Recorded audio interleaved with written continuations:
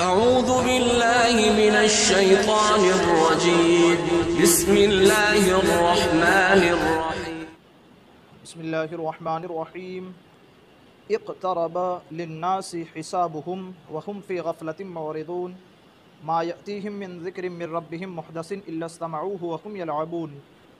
اب یہاں پہلی ہی آیت سے قیامت کا ذکر ہے۔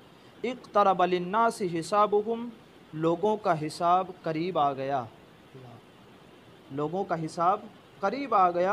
وَهُمْ فِي غَفْلَةٍ مُعْرِضُونَ، اور وہ غفلت میں منہ پھیرے ہوئے ہیں۔ لوگوں کے حساب کا وقت قریب آ گیا ہے اور ان کی حالت کیا ہے کہ وہ تو غفلت میں سستی میں پڑے ہوئے ہیں اور منہ پھیرے ہوئے پڑے ہوئے ہیں۔ اس کو ذکر کیا، ٹھیک ہے۔ شان نزول اس کا کیا ہے؟ اس کا شان نزول یہ ہے کہ مرنے کے بعد دوبارہ زندہ کیے جانے کو جو لوگ نہیں مانتے تھے ان کے رد میں، کہ مرنے کے بعد کوئی اٹھنا تھوڑی ہے، بس ہم کھائے پیے زندگی گزارے جیے اور بات ختم ہے، تو ان کے لیے ان کے اس قول کے جواب میں اللہ نے فرمایا مرنے کے بعد اٹھنا صرف اٹھنا نہیں، ہر تمہارے ایک ایک عمل کا حساب ہونا ہے۔ اقترب للناس حسابهم، قریب آ گیا ہے، ان کا حساب قریب آ گیا، تو وہ ہر عمل للناسی لوگوں کا حساب، لوگوں کے لیے ان کا حساب قریب آ گیا۔ کون لوگ بھائی؟ کا ایک قول کے مطابق کفار مکہ، دوسرے قول کے مطابق قیامت تک جتنے کفار آئیں گے وہ سارے کافر، اور تیسرے قول کے مطابق کا ہر فاسق فاجر منافق ہر قسم کا وہ جو صحیح راہ سے بہکا ہوا ہے، ہر اس سے خطاب کیا جا رہا ہے اپنی راہ، اپنا راستہ سیدھا کر لو کہ حساب کا دن آنے والا ہے اور قریب ہے۔ تم اسے بڑا دور دیکھ رہے ہو، ہم تو بڑا قریب دیکھ رہے ہیں۔ انہم یرونہ بعیدا ونراہ قریبا، یہ لوگ غفلت میں پڑے ہیں، وہ یوں دیکھ رہے ہیں کہ بڑا دور ہے۔ انہم یرونہ بعیدا، وہ اسے دور سوچتے ہیں، ونراہ قریبا، ہم تو دیکھ رہے ہیں کہ بالکل قریب ہے قیامت۔ حضور علیہ السلام کا فرمان عالی شان ہے، میں اور قیامت۔ حضور علیہ السلام ارشاد فرماتے ہیں میں اور قیامت کیسی ہے؟ کہ کلمہ طیبہ کی جو انگلی ہے وہ، اور بات دوسری اس کے ساتھ والی انگلی ایسی ہے۔ یہ ہم اشارہ نہیں کر سکتے، بس سمجھانے کے لیے کہہ رہے۔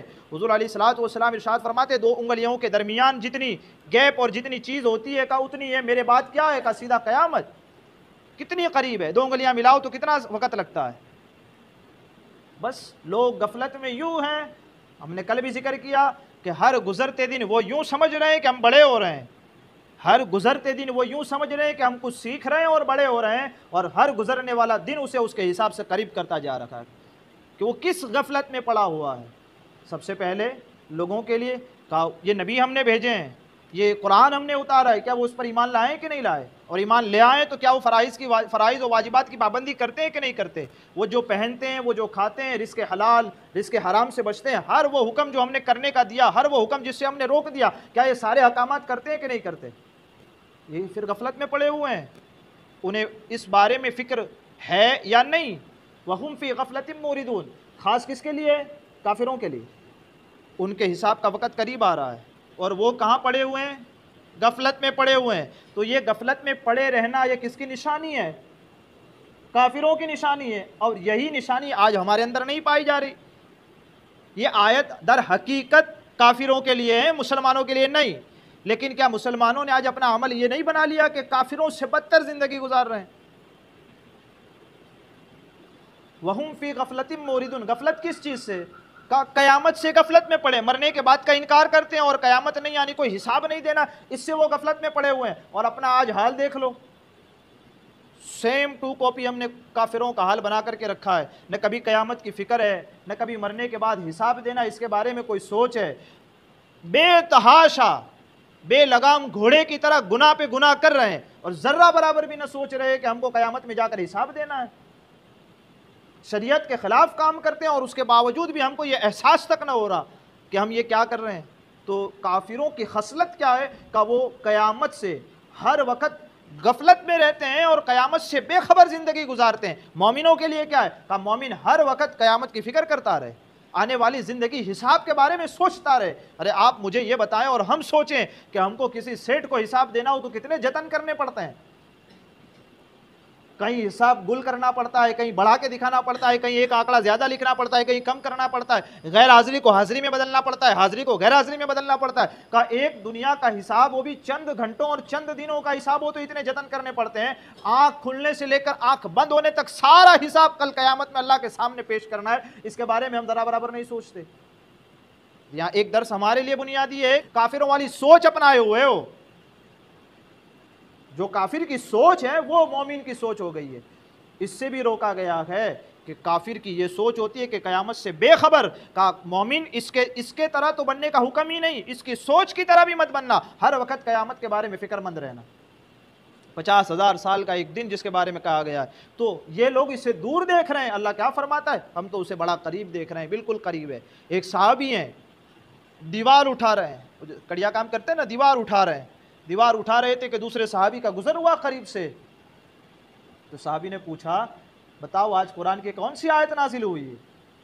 وہ دوسرے صحابی گزرنے والے کہتے ہیں آج اقترب للناس حسابهم وهم فی غفلۃ معرضون کی آیت نازل ہوئی ہے۔ سورہ انبیاء کا تذکرہ ہو، سورہ انبیاء کا معنی اور مطلب جب سمجھا کہ لوگ غفلت میں پڑے ہوئے اور ان کا حساب قریب ہے، وہ دیوار وہیں چھوڑ دی اور چلے گئے، کہا قیامت قریب آنے والی ہے اور ہم دیوار بنانے میں لگے ہوئے ہیں، اب یہ دیوار پوری نہیں ہو سکتی، کہا کیا ہوگا؟ کہا فکر آخرت میں زندگی بسر ہو جائے گی۔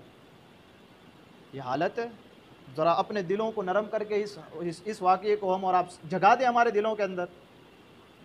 چالو کام چھوڑ دیا کہ نہیں اب یہ کا قیامت قریب ہے اور ہم اس میں پڑے ہوئے ہیں، دنیا کے اندر پڑے ہوئے ہیں۔ تو ہمارے اور آپ کے لیے بھی خاص درس ہے کہ اس جانے والی دنیا کے پیچھے نہ پڑے، آنے والی قیامت کے بارے میں فکر کر۔ یہ جانیے چلی جائے گی، وہ ہے اصل زندگی تو، اور موت جیسے ہوئی قیامت شروع ہے۔ قیامت صغریٰ کس کو کہا گیا؟ قبر کے منظر کو قیامت صغریٰ کہا گیا، چھوٹی قیامت یہاں برپا ہو جائے گی اور یہ تمہیں اور ہمیں بڑی قیامت کی طرف لے کر کے جائے گی۔ اس لیے فکر مند ہونا چاہیے موت کے بارے میں، فکر مند ہونا چاہیے آخرت کے بارے میں، کہ اللہ تبارک و تعالی ہمیں ہر حال میں نیک بنے رہنے کی توفیق عطا فرمائے۔ اس کے آگے چلتے ہیں ورنہ بات یہی رک جائے گی۔ ما یاتیہم من ذکر من ربہم محدث الا استمعوہ وہم یلعبون، جب ان کے پاس ان کے رب کی طرف سے کوئی نصیحت آتی ہے، جب ان کے پاس ان کے رب کی طرف سے کوئی نصیحت آتی ہے، الا استمعوہ وہم یلعبون، تو اسے کھیلتے ہوئے سنتے ہیں، لیکن کس حالت میں؟ کھیل رہے ہوتے ہیں۔ آج بتائیں من ذکرین سے کیا مراد ہے؟ کا قرآن مقدس کی آیتیں مراد ہے ایک چیز، اور دوسری چیز کا حضور علیہ الصلاۃ والسلام کی تقریر مراد ہے اس سے۔ اب حضور علیہ الصلاۃ والسلام کی تقریر کو آج لوگ کیسے سنتے ہیں؟ ذرا ہمارے مجلسوں کا حال دیکھو، بیڑی گٹکھا پان مسالہ کھا رہے ہوتے ہیں ایک طرف، مولانا اوپر سے تقریر کر رہے ہیں، وہ نیچے اپنا مست ہے، کوئی مستی کی ادھر ادھر، اس کی کھینچ اس کی کھینچ، کوئی بات ایسے ہی۔ قرآن کیا کہتا ہے؟ جب ان کے پاس ان کے رب کی طرف سے کوئی نصیحت آتی ہے، جب ہمارے محبوب انہیں کوئی حکم سناتے ہیں تو ان کی حالت کیا ہوتی ہے؟ سن تو رہے ہوتے ہیں، حالت کیا ہوتی ہے؟ کہا کھیل رہے ہوتے ہیں۔